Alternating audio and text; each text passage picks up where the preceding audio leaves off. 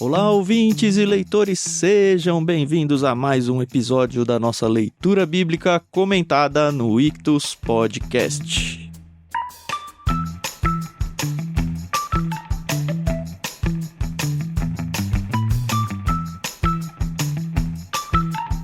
Eu sou o Thiago André Monteiro, @vulgutan, e estou aqui com os nossos amigos Thiago Moreira e Carol Simão para conversarmos sobre o capítulo 14 do livro de Gênesis. Tudo bem com vocês? Oi pessoal, tudo bem com vocês? Aqui é a Carol Simão, graças a Deus tá tudo bem. Vai ser um prazer conversar com vocês, nesse capítulo. Acho que é um capítulo muito legal. Começou as aventuras, propriamente ditas, e vamos ver, achei muito interessante. Olá, muito bom ter você aqui conosco novamente. Aqui é o Thiago Moreira, @ThiagoS_Moreira aí nas redes sociais, você pode me seguir lá. E vamos entrar nesse capítulo 14, um capítulo interessante e ao mesmo tempo com alguns itens misteriosos aqui que a gente vai tentar descobrir o que acontece aqui. Tenho 2 recados importantes para vocês. O primeiro é que a gente sempre abre o programa falando que o Leitura Bíblica Comentada é do Ictus Podcast. Porém, você não vai encontrar esse programa nunca no feed do Ictus Podcast aí no seu agregador de áudio ou de podcasts. A gente colocou ele num canal à parte, então você tem que procurar por Leitura Bíblica Comentada sempre, tá bom? E assinar lá, porque aí você vai receber os seus episódios automaticamente aí no seu celular e não vai misturar com todos os podcasts que a gente publica lá, aí sim, no Ictus Podcast. Então são 2 lugares que você tem que se inscrever aí: Leitura Bíblica Comentada e Ictus Podcast. Lembrando que Ictus a gente escreve ICHTHUS. Tem links aí para baixo da descrição sobre tudo isso daí. O segundo recado importante é sempre deixar nossa gratidão aqui a Mundo Cristão, que cedeu os direitos para a gente usar a nova versão transformadora dentro desse nosso projeto aqui. E é essa a tradução que a gente tem usado aí com vocês. Se você se interessa por adquirir alguma dessas bíblias, aí embaixo também tem link para você comprar uma delas. Eu sei que eles têm várias capas diferentes, tem bíblia de estudo, bíblias mais simples, tem todas nessa versão NVT. E óbvio que se você comprar usando um dos links que está aí abaixo, você vai acabar abençoando um pouco a nossa vida também. E o melhor é que não vai pagar nada mais por isso. E é isso. Vamos entrar então no capítulo 14. Como a Carol falou, agora vai começar um pouco de bagunça na história, né? Sim. Eu já imaginei aqui um pouquinho o Senhor dos Anéis, sabe? As guerras dos reis e aquelas batalhas entre os orcs e os humanos, né? Não é assim, mas... E os mapas que tem na Bíblia de Estudo aqui da NVT parecem aqueles mapas do Senhor dos Anéis. É verdade. Aí, ó, verdade. Qualquer Bíblia de Estudo nesses textos, assim, onde começa a aparecer um monte de coisa, ela é sempre muito bem-vinda, né? Porque, assim, talvez você não tenha um atlas bíblico na sua mão, mas esses mapinhas realmente ajudam a você a se localizar um pouco melhor. É claro que a gente vai tentar ajudar o máximo que é possível aqui em áudio e explicar para você mais ou menos onde é cada coisa, mas não vamos colocar a carroça na frente dos bois.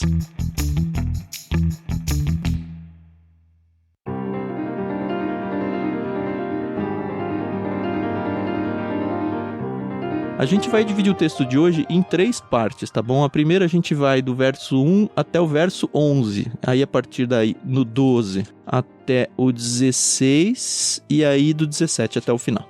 Só para contextualizar, no episódio passado a gente falou que o Ló tinha se separado do seu tio Abrão, ele foi lá para a região de Sodoma e Gomorra, e Abraão recebeu uma quase promessa, ainda a promessa vai vir no capítulo seguinte, formal pelo menos, mas Deus reafirma, volta a falar com Abraão e fala para ele: olha, essa terra toda vai ser sua, percorre ela, olha ela, mas estamos nesse ponto histórico aqui.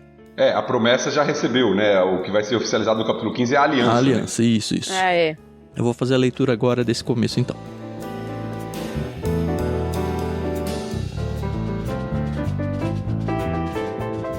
Por esse tempo, houve guerra na região. Anrafel, rei da Babilônia, Arioque, rei de Elazar, Quedorlaomer, rei de Elão, e Tidal, rei de Goim, lutaram contra Bera, rei de Sodoma, Birsa, rei de Gomorra, Sinabe, rei de Admá, e Semeber, rei de Zeboim, e contra o rei de Belá, também chamada Zoar. Esse segundo grupo de reis reuniu suas tropas no vale de Sidim, ou seja, no vale do Mar Morto. Por 12 anos estiveram sob o domínio do rei Quedorlaomer, mas no 13º ano se rebelaram contra ele. 1 ano depois, Quedorlaomer e seus aliados vieram e derrotaram os Refaíns em Asterote Carnaim, os Zuzins em os Emins em Savé Kiriatim, os Oreus no Monte Seir, até Elparã, à beira do deserto. Em seguida voltaram e foram a En-Mispate, hoje chamada Cádiz, e conquistaram o território dos Amalequitas e dos amorreus que viviam em Azazon Tamar. Então, os reis de Sodoma, Gomorra, Adimá, Zeboim e Belá, também chamado Zoar, se prepararam para a batalha no Vale do Mar Morto. Lutaram contra Quedorlaomer, rei de Elão, Tidal, rei de Goim, Anrafel, rei da Babilônia, e Arioque, rei de Elazar. 4 reis contra 5. Acontece que o Vale do Mar Morto era cheio de poços de betume. Quando o exército dos reis de Sodoma e Gomorra fugiu, alguns dos soldados caíram nos poços de betume, enquanto o restante escapou para as montanhas. Os invasores vitoriosos saquearam Sodoma e Gomorra e partiram para casa, levando consigo todos os espólios da guerra e os mantimentos.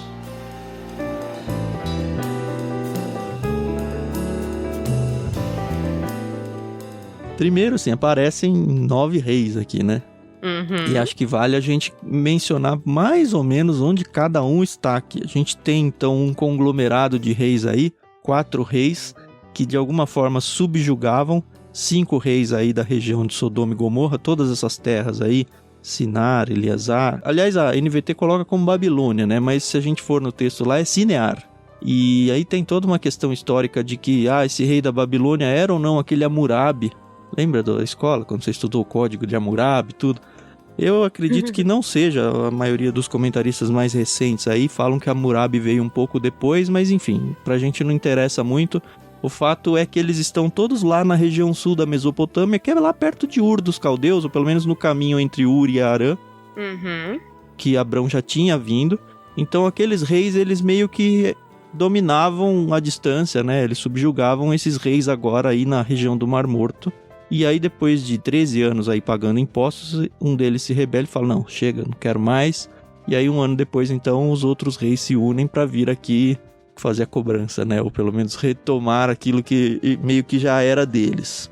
O que era comum, né, na antiguidade, essas coalizões aí, né, de reis mais poderosos para dominar uma extensão de terra e subjugar povos menores, mais fracos. Então isso não era algo incomum que está mostrando aqui no texto. Pelo contrário, você vai ver isso várias vezes na Bíblia. Sim. Né? Povos fazendo aliança para conquistar um outro território. Então hoje em dia a gente não vive muito essa realidade, né? A gente aqui no Ocidente, nós que somos mais novos, nós não vivemos essa questão de guerra territorial e tal, como já foi vivida na história. Temos todo um cuidado com relação a isso, de divisão territorial de nações e tal, mas naquela época isso aqui era muito comum. A hora que eu tava lendo, quando a gente coloca as coisas no mapa, que a gente percebe essas coisas, né? A gente vai ver lá que os reinos de Judá e de Israel, eles vão ser dominados, isso bem lá na frente na Bíblia, eles vão ser dominados pela Assíria e pela Babilônia, né? Tanto a Assíria quanto a Babilônia, elas eram, assim, um governo bem centralizado, assim, elas dominavam o mundo. E elas eram justamente dessa região, desses 4 reis que vieram aqui atacar. Se a gente for pesquisar, talvez tenha sido a última época onde teve essas confederações aí dentro da região da Mesopotâmia. Se a gente for ver, por exemplo, Goim, que tem aí o rei de Goim, Goim, a palavra significa nações, então indica que ele não era um rei de um lugar que se chamava Goim, mas era meio que as nações de, sei lá, um chefe principal de uma confederação de tribos. Era mais ou menos esse o cenário. E aí, se você sair da Bíblia e começar a pesquisar, isso provavelmente aconteceu cerca de entre 1700 e 2000 a.C., essa história aqui, você vai ver que logo depois desses acontecimentos é que começa a ter a Assíria e a Babilônia controlando de uma forma mais centralizada toda essa região.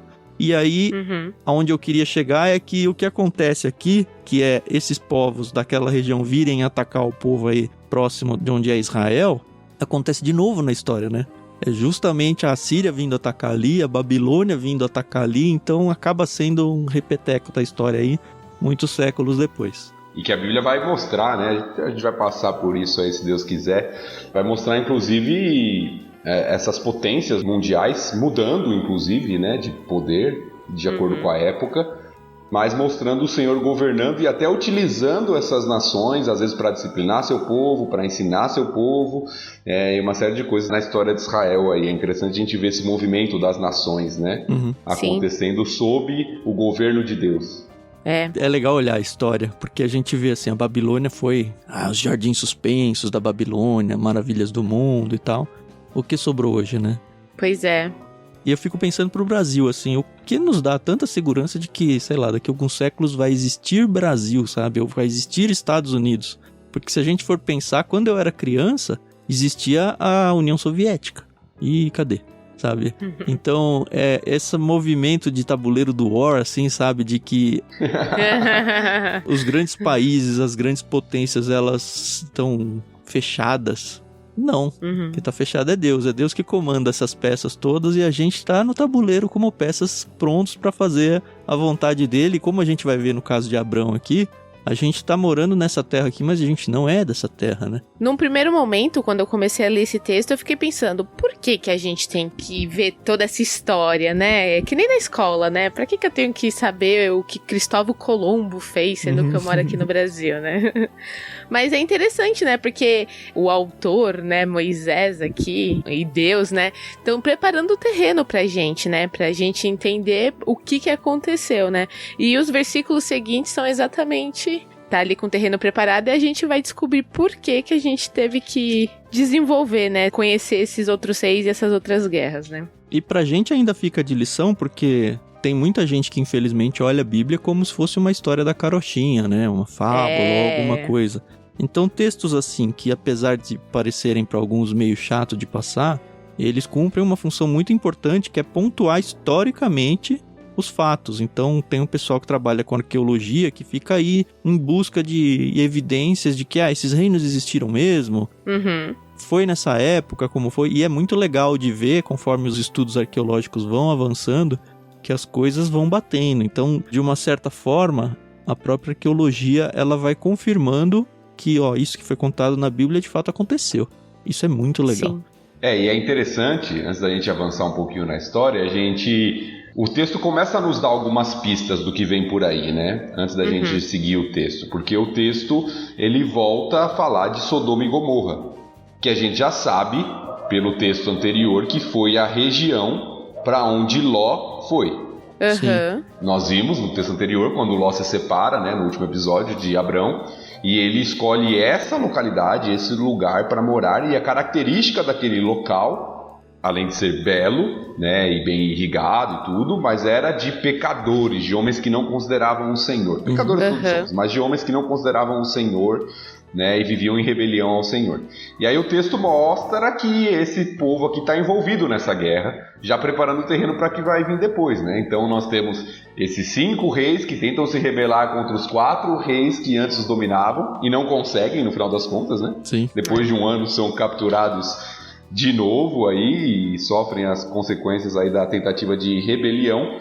E aí isso prepara o cenário para a gente voltar para os personagens que vão aparecer novamente, que são Ló e Abrão. Sim. Um detalhe do texto, que toda vez que eu passo por ele, é só uma curiosidade isso aqui, eu lembro, porque eu não sei se já falei isso para vocês, mas quando eu leio a Bíblia com os meus filhos, né, de vez em quando meu filho perguntava assim, quando aparecia a expressão, aqui aparece, por exemplo, no versículo 7, foram a Emispate, hoje chamada Cádiz. E aí meu filho perguntava assim, hoje? Né? Até os dias de hoje. Não, até os dias de hoje, né? Porque a gente lê o texto e às vezes a gente esquece a perspectiva do escritor, né? E do acontecimento. O acontecimento é muitos anos antes de Moisés, está acontecendo. Moisés está escrevendo aqui, sei lá, cerca de talvez 800 anos depois desse acontecido aqui. Se a gente for tentar pensar na idade de Abraão até o escrito de Moisés, talvez 600 ou 800 anos depois. O que Moisés está mostrando, que a cidade naquela época chamava uma coisa, né? Tinha um nome, e agora chama outro nome, mas agora na época de Moisés, né? Na época que Moisés está escrevendo.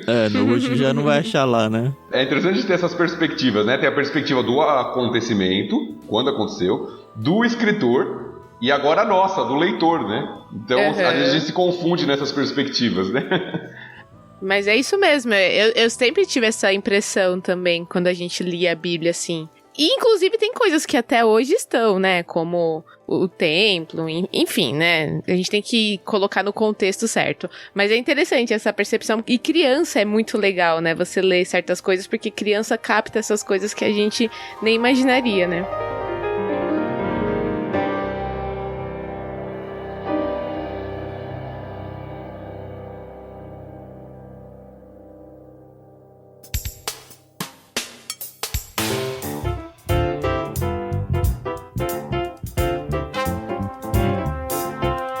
Beleza, acho que a gente tá pronto pra seguir então.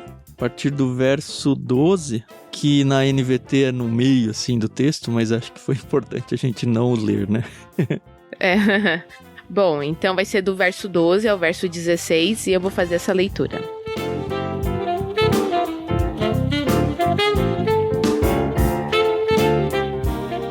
Também capturaram Ló, o sobrinho de Abrão, que morava em Sodoma, e tudo que ele possuía.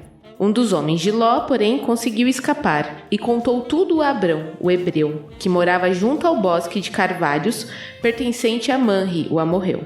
Manre e seus parentes, Escol e Aner, eram aliados de Abrão. Quando Abrão soube que seu sobrinho Ló havia sido capturado, mobilizou os 318 homens treinados que tinham nascido em sua casa. Perseguiu o exército de Quedorlaomer até alcançá-los em Dan, onde dividiu os homens em grupos e atacou durante a noite. O exército de Quedorlaomer fugiu, mas Abrão o perseguiu até Obá, ao norte de Damasco. Abrão recuperou todos os bens saqueados e trouxe de volta Ló, seu sobrinho, com todos os seus bens, as mulheres e os outros prisioneiros.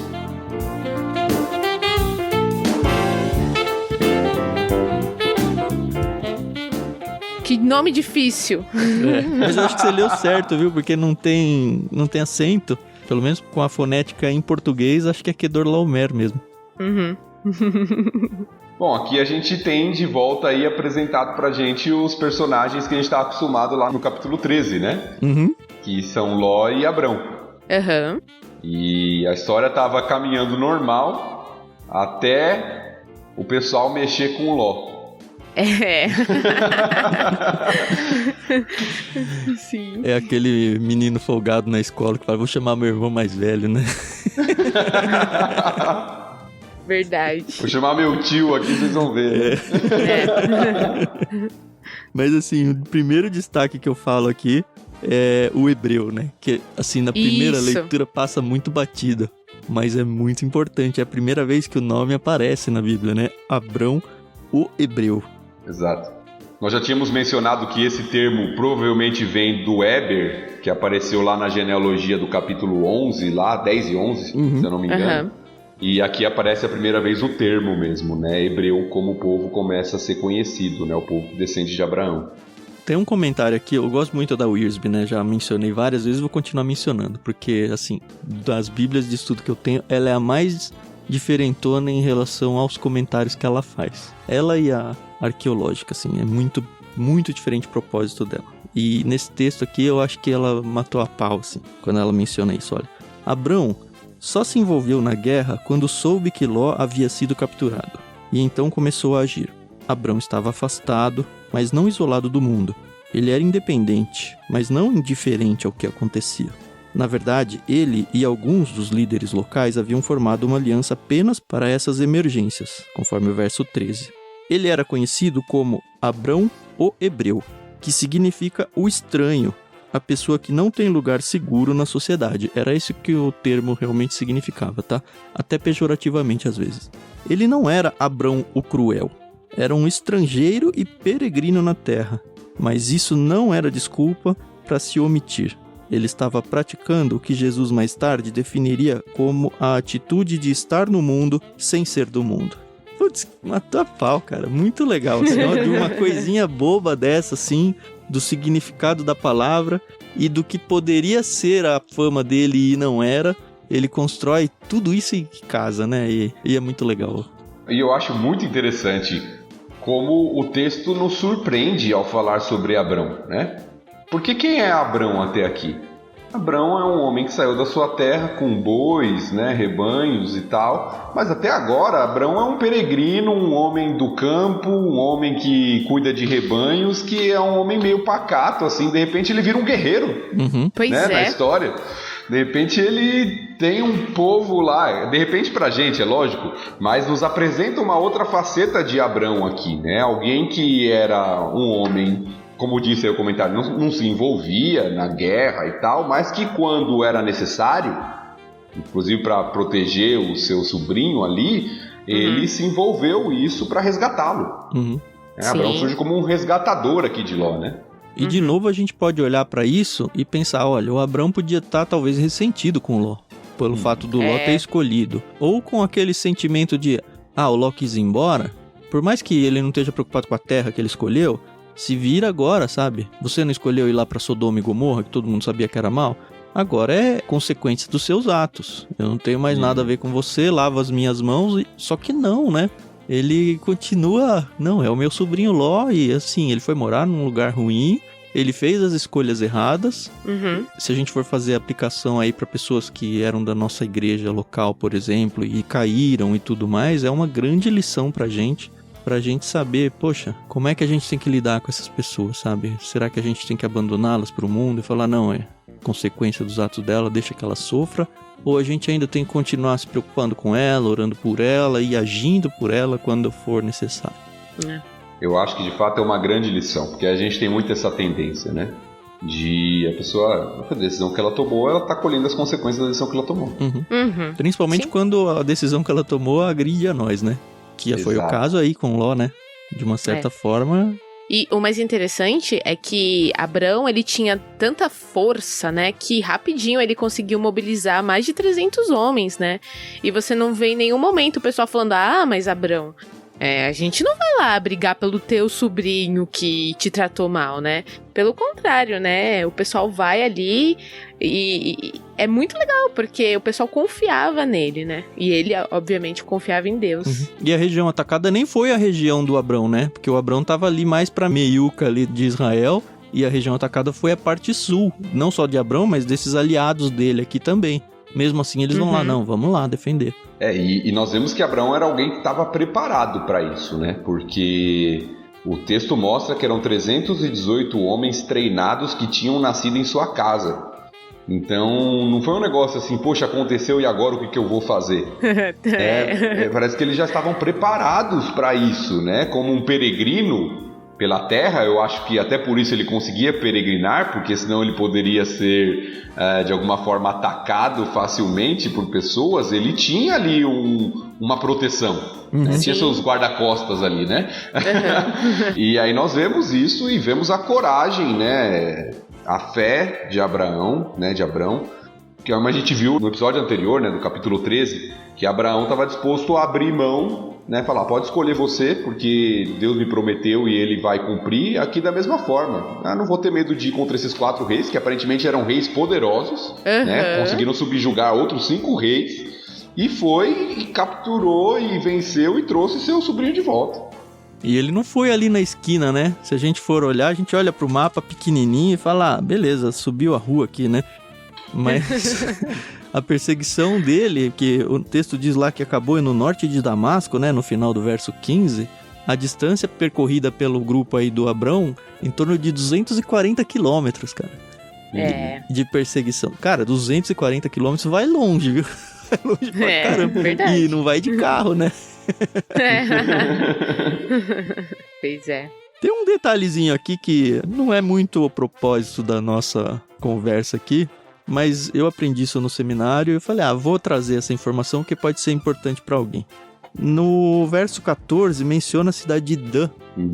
Só que Dan era uma cidade que vai ser fundada nos tempos lá dos juízes. Isso aí tem Juízes 18, 29, se você quiser olhar para sua Bíblia lá. Menciona a criação de Dan, inclusive menciona o seu nome anterior, que era Laís.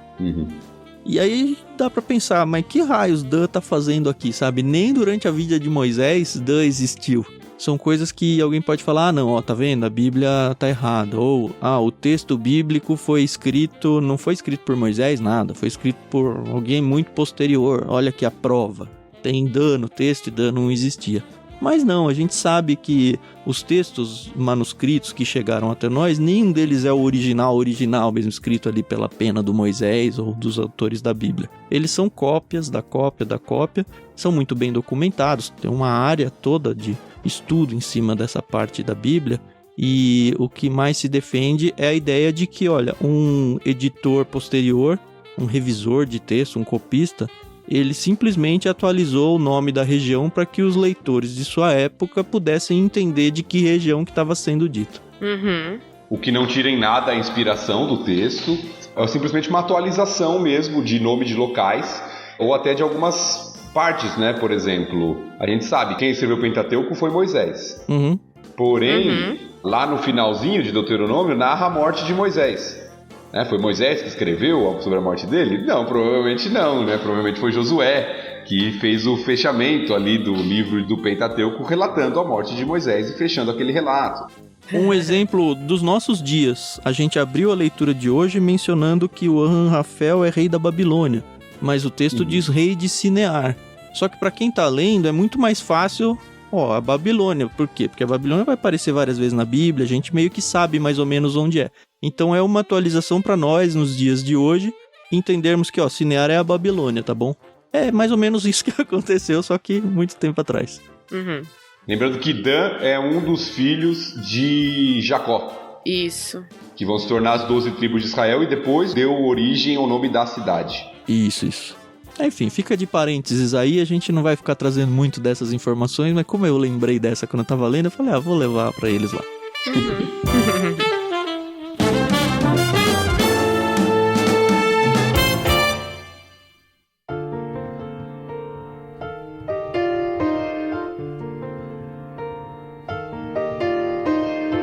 Agora sou eu que faço a leitura, não é isso? Isso aí. 17 ao 24, vamos lá então.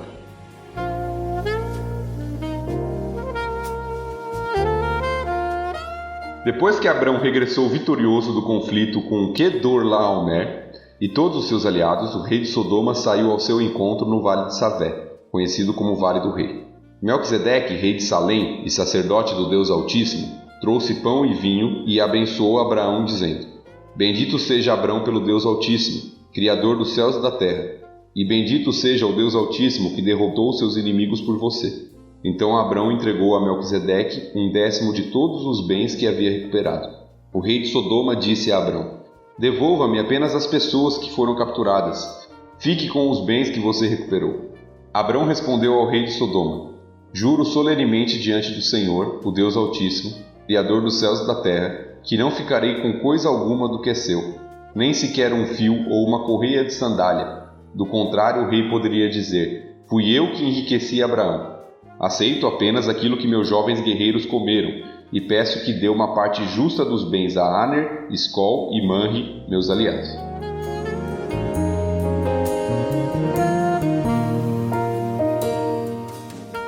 O primeiro destaque que eu faço aqui é que mesmo escrito Abrão, o Tiago lê Abraão. É verdade, não dá, minha mente está condicionada. Eu vou trocando Abrão. Desculpa Boa. aí, pessoal. Minha leitura não foi muito fiel. A piada não podia perder, né? Boa. Eu tenho só uma observação a fazer, que eu sempre acho muito bonito, quando dentro da Bíblia a gente tem essas narrativas onde o povo de Deus ele é vitorioso em alguma batalha, em alguma situação, e aí o outro povo vai e reconhece o poder de Deus. Eu acho isso fantástico, porque lá no fundo, todo mundo sabe que é Deus. Eu gosto quando isso acontece com Nabucodonosor. Uhum. Nossa, é muito interessante aquela passagem. Mas não estamos comentando Daniel, vamos voltar pra cá. É bom que a gente já vai segurando a audiência por anos, assim, né? Já vai jogando as migalhas aí pras pessoas ficarem, quando chegar em Daniel, será que alguém vai lembrar que você falou isso um dia? Mas assim, uma coisa legal de ver é que tem 2 reis que vão de encontro a Abrão, né? Só que ele meio que só dá bola pra um, né? Isso é muito interessante. Porque os dois vão meio que com o mesmo propósito, né? Felicitar pela vitória e dar aquela bajulada básica. E um deles, inclusive o rei de Sodoma, que era um dos envolvidos aí, um que tinha perdido a batalha e agora teve seus bens recuperados, é o que tinha mais motivo pra chegar e vir acima de Abrão e agradecer, e bajular e tentar premiá-lo de alguma forma. Enquanto o Melquisedeque não tinha nada a ver com a história, não tinha nem aparecido nada, não foi uma das terras atacadas, mas é interessante que Abrão atende bem um só, né? Eu achei isso muito legal. E o que eu acho interessante da forma como o texto é construída também, é que aparece assim, parece que a ordem foi a seguinte: Abrão venceu, voltou, regressou vitorioso, e aí o primeiro que sai ao seu encontro é o rei de Sodoma.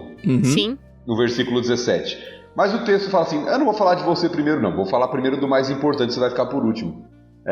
Aí ele muda para falar de Melquisedeque. É interessante, parece uma construção, porque ele fala sobre Melquisedeque, depois volta a falar do rei de Sodoma. Ele introduz o rei de Sodoma, coloca Melquisedeque no centro aqui, e depois volta a falar sobre o rei de Sodoma. E só pontuando no mapa onde eles estão aqui, o Vale de Savé, conhecido como Vale do Rei, esse termo Vale do Rei vai aparecer lá em 2 Samuel 18:18, é muito provavelmente Jerusalém, ou muito perto ali. A gente conheceu o Vale do Cedron, lembra, Thiago? Jerusalém tá entre 3 vales, Rinom, Cedron e o outro eu não me lembro. É muito perto a ponto de você subir num lugar alto e conseguir ver ali do ladinho, assim. Então, eu acho surpreendente que a coisa já tá chegando para um lugar que vai ser o lugar da Bíblia, né? Eu só ia fazer um comentário que, poxa, o rei de Sodoma presenciou, né, uma vitória de um servo de Deus. Ele podia ter falado, deixa eu mudar aqui a forma como o regimento da minha cidade, do meu país é levado, né? Mas não, né? A gente vê que ele conhecia a Deus, no sentido de que ele viu aqui um servo de Deus agindo, né? Sendo vitorioso, e mesmo assim a gente vê que Sodoma e Gomorra eram cidades muito perversas, né? E é interessante isso que o Thiago falou, porque aparece-nos a figura de Melquisedeque, que é rei de Salém. E Salém é o outro nome que depois ficou conhecido como Jerusalém. Inclusive você tem no Salmo 76, né, no versículo 2 lá, tá falando de Jerusalém como a cidade de Salém. Sim. Então quando fala aqui Salém, nós estamos falando de Jerusalém. E que era, como o Thiago notou aí, bem pertinho da onde Abraão recuperou lá os bens e estava ali. E o rei de Salém, daquela cidade, provavelmente vê, né, tudo aquilo acontecendo ali pertinho e vai ao encontro de Abraão. E aí a gente entra numa figura muito misteriosa na Bíblia, né? Que é o Melquisedeque. Eu tenho um membro da minha igreja que chama Melquisedeque. A gente chama ele de Melk, para facilitar. Mas aqui aparece uma figura muito misteriosa, que surge e some do texto de Gênesis, não aparece mais, é citada em um salmo e depois vai aparecer só em Hebreus. É o que a gente mais sabe sobre Melquisedeque, tá em Hebreus, não tá aqui. O que é interessante de pensar, né? Porque Hebreus é Novo Testamento e quanto de informação sobrou desse personagem extra-bíblia, né? A ponto de conseguir construir uma teologia lá em... assim, ele ser a base para a construção de uma teologia lá em Hebreus, dado que a gente quase não tem informação dele na fonte original, que seria o Antigo Testamento, para quem estava compondo esse Novo Testamento. Eu achei isso fantástico. Esse Melquisedeque é rei justo, né? Ou rei de justiça. É o significado do nome, né? Isso. São 2 palavrinhas hebraicas na construção do nome ali, né? Que é rei e justiça. E aí vai aparecer pela primeira vez a história do dízimo, né? E Sim. Abrão como que reconhecendo Melquisedeque como alguém superior a ele. E aí a gente poderia entrar, a gente até discutiu antes de começar a gravação, se a gente ia ou não entrar lá em Hebreus e meio que explicar um pouco mais aqui. Mas eu acho que é muito queimar a largada. Mas é muito claro aqui que o fato de Abrão se colocar diante de Melquisedeque e dar 1/10 de tudo aquilo que ele conquistou aí, mostra que ele se coloca abaixo de Melquisedeque. E aí tem todos os desdobramentos teológicos disso que acho que não é hora de entrar mesmo. Sim, mas é interessante de notar algumas coisas, mesmo entrando em Hebreus aqui, algumas coisas que o texto de Gênesis nos mostra. Porque esse homem, além de ser rei, ele era sacerdote. Isso é importante, né? Lembrando da figura do sacerdote, que ainda vai ser desenvolvida em Israel, ainda não temos isso, vai ser desenvolvida a ideia do sacerdote, mas o sacerdote era aquele que tinha aquele aspecto religioso, de culto a Deus. Sim. Então esse homem era um rei e sacerdote. Isso é importante, até por aquilo que Melquisedeque vai servir de símbolo, né? De figura do rei sacerdote que virá, né? Que é Jesus. E fala que ele é sacerdote do Deus Altíssimo. El Elyon, né, literalmente aqui, que depois vai ser repetido por Abraão, inclusive essa expressão no mesmo texto aqui. Então, aparentemente, esse rei de Salém, mesmo vivendo num território cananita, né, porque Jerusalém aqui pertencia aos cananeus ainda, a gente conhece sempre Jerusalém como a capital de Israel, mas pertencia aos cananeus na época, conhecia o Deus verdadeiro. Eu tenho dúvidas, Thiago. É mesmo? Por causa das pesquisas, é muito legal de fazer esse negócio, porque a gente pesquisa. Porque, assim, eu encontrei 2 linhas de comentários e eu não tenho, assim, cacife nenhum pra falar se é um ou outro. Mas eu vou apresentar a tese aqui, e aí, assim, fica a informação, cada um faz o que quiser com ela, tá bom? Esse termo El Elyon, que é Deus Altíssimo, significa ou Deus Altíssimo ou Soberano Senhor. Copiei isso daqui de um lugar, tá? Lá nos tempos antigos, a deidade cananeia principal era chamada de Altíssimo, Senhor do céu e Criador da terra. Talvez Melquisedeque fosse um rei sacerdote cananeu desse Deus Altíssimo, desse El Elyon, que era o normal, assim, era a deidade cananeia principal. Quando Abrão vai repetir, como você falou, lá no verso 22, ele diz: Abrão respondeu ao rei de Sodoma: juro solenemente diante do Senhor, o Deus Altíssimo, Criador dos céus e da terra. Então ele usa o Deus Altíssimo, que era do Melquisedeque, o Criador dos céus e da terra, que era do Melquisedeque, mas ele coloca esse Senhor na frente, que não foi o que o Melquisedeque falou. Então talvez ele estava falando: olha, você é sacerdote do Deus Altíssimo, só que o Deus Altíssimo é o Senhor, e aí esse Senhor é o Yahvé, ou Yeová, ou seja lá como cada um coloca. É meio que, na leitura que eu fiz, né? É meio que Abrão falando: olha, este é o Deus Altíssimo, é Yahvé e Yeová. E assim, eu acho que, assim, não sei se dá pra dizer, até porque Melquisedeque vai ser colocado lá na frente no Novo Testamento como alguém que era o sacerdote do Deus Altíssimo certo, né? Vamos dizer assim. Sim. Mas assim, eu achei muito interessante o fato de não ter o Senhor quando o Melquisedeque é apresentado, mas ter o Senhor na hora em que o Abrão identifica esse Deus. Me lembrei muito de quando Paulo vai lá no Areópago e tem lá o altar ao Deus desconhecido, e ele se apropria daquela cultura local, se aproveita daquele quase, não é um cemitério, né? Daquele local cheio de altares para tudo quanto é Deus, e tem um que é o Deus desconhecido e fala: ó, esse é o meu Deus.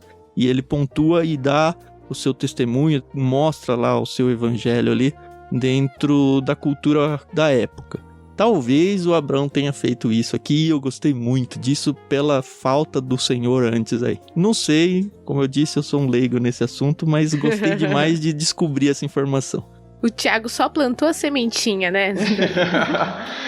Eu acho que é possível, né? A gente não tem muita informação sobre Melquisedeque. O que pra mim me dá mais confiança de entender que ele conhecia a Deus, e como ele conhecia é difícil a gente saber, né, da onde veio essa origem, se ele teve contato com a linhagem de Sem anteriormente ou não, né, e tudo isso, é o que o Novo Testamento fala sobre ele, né? Ele é visto como uma pessoa que é um sacerdote do Deus, né, verdadeiro e adora, e como até um modelo superior, inclusive, ao sacerdócio que vai vir em Israel, de Levi.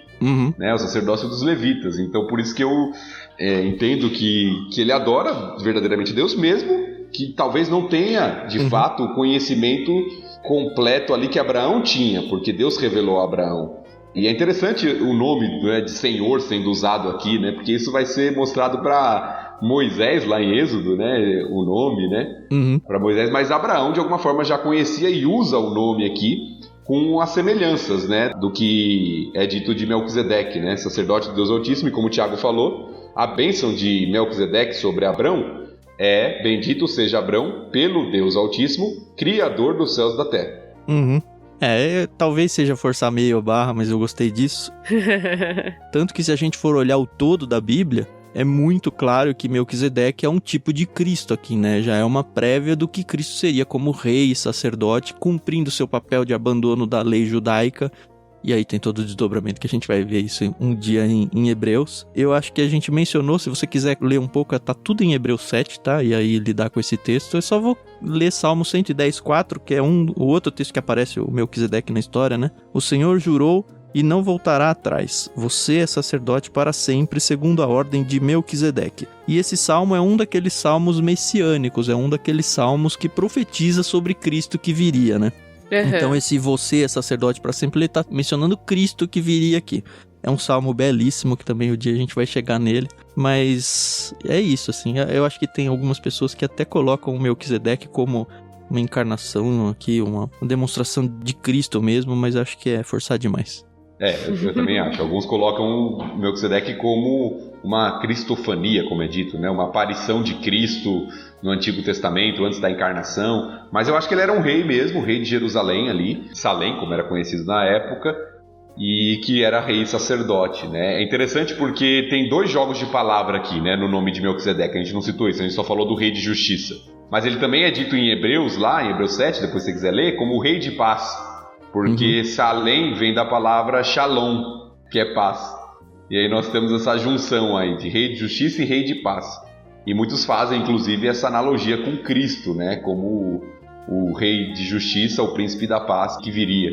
Então você tem vários elementos interessantes aqui. O que faz um contraponto com o rei de Sodoma, porque em Sodoma significa incêndio, né? Outro crédito que eu dou pra Bíblia de estudo Wiersbe lá, ele fala: quando Abrão voltou da batalha, 2 reis vieram ao seu encontro, Bera, rei de Sodoma, incêndio, e Melquisedeque, rei de Salém, paz. Bera ofereceu a Abrão todos os despojos em troca das pessoas, enquanto Melquisedeque lhe deu pão e vinho. Abrão rejeitou a oferta de Bera, mas aceitou o pão e o vinho de Melquisedeque, entregando-lhe os dízimos dos despojos que capturara. Melquisedeque significa rei de justiça e Salém significa paz. É interessante isso, porque de alguma forma o Abrão sabia o rei que ele deveria se humilhar, né? Mas ter suas alianças, né? Ter suas alianças, num certo sentido, prestar humilhar, honra, sim, né? Honrar, isso. O rei que ele deveria honrar e o rei que ele deveria ignorar, né? Porque assim, o rei, como a Carol falou, ele não mudou o jeito de ser lá de Sodoma. Ele representava aquilo que Sodoma representava para sua sociedade da época. E isso já é dado pelo texto no capítulo anterior, quando Ló decide ir para lá e o texto já revela, Sodoma e Gomorra eram totalmente ímpias. Sim. Então, meio que Abrão falou: não quero nada com vocês. Eu vim aqui por causa do meu servo Ló. Se você me der alguma coisa, as pessoas vão dizer que a gente tem algum acordo, algum conluio aqui, e eu não quero ter nenhum envolvimento com vocês, não faço parte, não compactuo com nada do que vocês estão fazendo aí. Quero sair com as minhas mãos limpas, pego só o que é justo, que é o que as pessoas aqui consumiram durante a peleja aqui, e é isso. E é muito interessante essa expressão de Abrão, né? Porque no versículo 22 ele diz: eu juro solenemente diante do Senhor, o Deus Altíssimo, Criador dos céus e da terra. Aí lembrando lá o que a gente já falou, né? A mesma palavra, né? O Deus Altíssimo, Criador dos céus e da terra, que o Melquisedeque tinha dito: que não ficarei com coisa alguma do que é seu, nem sequer um fio ou uma correia de sandália. Do contrário, o rei poderia dizer: fui eu que enriqueci Abrão. Fui eu que enriqueci Abrão. E aí o que ele aceita? O que os guerreiros comeram e o que é devido aos seus aliados, né? Aner, Escol e Manre. Mas ele mesmo não fica com nada. E isso mostra uma confiança tão grande de Abrão na promessa que Deus tinha feito para ele, que ele não quer ficar conhecido tanto diante dos seus aliados quanto diante dos reis de Sodoma e outros da região como alguém que foi enriquecido por causa do rei de Sodoma, mas como alguém que foi enriquecido pelo Deus Altíssimo, alguém que foi abençoado pelo Senhor. Foi o Senhor que tinha dado a promessa para ele de que abençoaria. E é interessante que isso mostra o contraste com o que o Melquisedeque falou no versículo 20, quando ele diz: bendito seja o Deus Altíssimo que derrotou seus inimigos por você. Melquisedeque reconhece: quem derrota e quem prospera e quem dá o que é necessário é Deus. E Abraão também reconhece isso: não, eu não quero nada de você, porque quem vai me dar o que prometeu é o Senhor, o Deus Altíssimo, o Criador de tudo, aquele que tem tudo em suas mãos. Isso é muito legal, muito bonito. Uma coisa que não passou pra NVT, infelizmente, eu vou ler agora na NVI, tá? O 22. Mas Abrão respondeu ao rei de Sodoma: de mãos levantadas ao Senhor, o Deus Altíssimo, Criador dos céus e da terra, juro que não aceitarei, blá blá blá. E aqui eles colocaram juro solenemente, né? Mas esse de mãos levantadas era um ato bem comum, assim, para demonstrar que era uma promessa, assim, que era uma aliança que ele estava fazendo com Deus. E, infelizmente, a tradução aqui optou só pelo juro solenemente. E assim, Abrão também corta qualquer vínculo, né, de, eu te ajudei lá atrás, você agora tem que me ajudar aqui na frente, né? Ele não vai ficar devendo nada a ninguém. E parece que Abrão aprendeu a lição, né? A gente tinha até mencionado no capítulo 12, quando ele vai para o Egito, que ele até ganhou posses lá no Egito, né?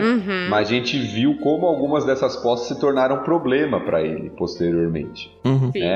O próprio distanciamento de Ló pela quantidade de rebanhos, depois a gente vai ver, ainda não chegamos, né? Mas a serva egípcia de Abrão. E aqui Abrão fala, não, eu não quero nada que venha de você, porque é Deus que vai me sustentar e Deus que vai me abençoar, e eu não quero nada que venha da sua cidade e da cosmovisão que vocês têm de rebelião contra o Senhor, é o Senhor que vai me guiar. Então isso é muito interessante, né? E a gente está falando de bens materiais aqui, e isso serve de aplicação para a gente, porque às vezes a gente vive numa sociedade tão consumista que às vezes a gente não vê a influência da onde se vêm as coisas, do que está vindo junto. Então Abraão ele não aceita, ele fala, não, é o Senhor que vai cumprir, é o Senhor que vai me sustentar. E às vezes a gente vê pessoas tomando decisões que vão ser ruins espiritualmente, mas porque financeiramente vão ser boas. E isso é uma lição pra gente também que o texto mostra aqui. Da mesma forma que a vitória foi creditada a Deus, né? Sim. E pensando financeiramente, né, entre aspas, Abrão mais perdeu do que ganhou. Ah, com certeza. Não menciona, mas com certeza feridos, talvez mortos aí dentro da tribo dele, aí do clã dele. E além disso, ele deu o dízimo, ou seja, ele deu 10% para Melquisedeque. Ele deu 10% de suas posses. E quando o outro rei chega e fala, não, tô aqui, fica com o que você quiser, ele fala, não, eu não quero. É o Senhor. Então você vê que não era um homem ganancioso, né, preocupado com o lucro, que faz até um contraste com Ló no capítulo anterior, né, que escolheu a região, né, que tinha mais riqueza para morar. Abrão não. Abrão é alguém que parece que está aqui nesse ponto, pelo menos, a gente vai ver outras falhas dele no futuro, mas confiando plenamente que é o Senhor que sustenta e vai cumprir sua promessa com ele. E continua sustentando, graças a Deus. Amém.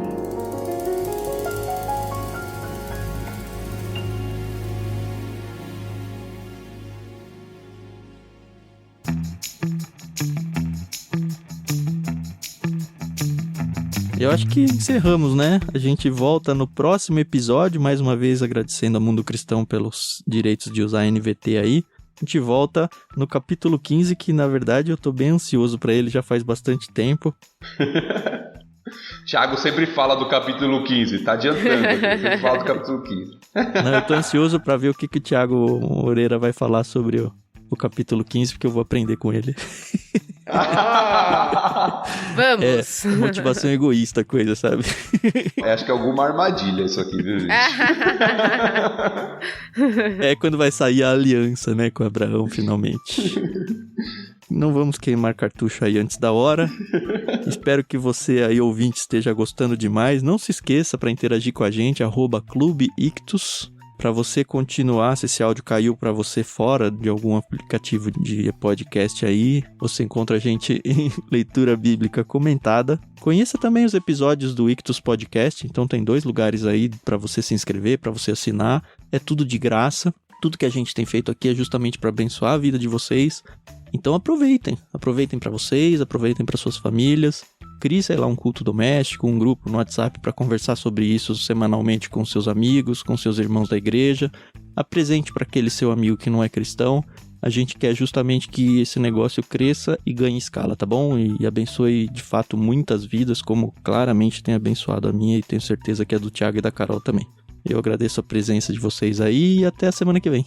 É isso aí, pessoal. Tem sido um prazer realmente separar esse tempo pra gente estudar e conversar um pouco sobre a palavra de Deus, porque nunca é o suficiente, né? E ela se renova a cada manhã e isso é muito bom. Então a gente se ouve no próximo episódio e espero que vocês fiquem bem. Até mais. É isso aí, pessoal. Realmente tem sido uma bênção para mim participar desse projeto e espero que seja para você também e que você também abençoe outras pessoas compartilhando aí esse conteúdo para que mais pessoas tenham acesso aí à leitura e aos comentários da Palavra de Deus. Deus te abençoe e até a próxima.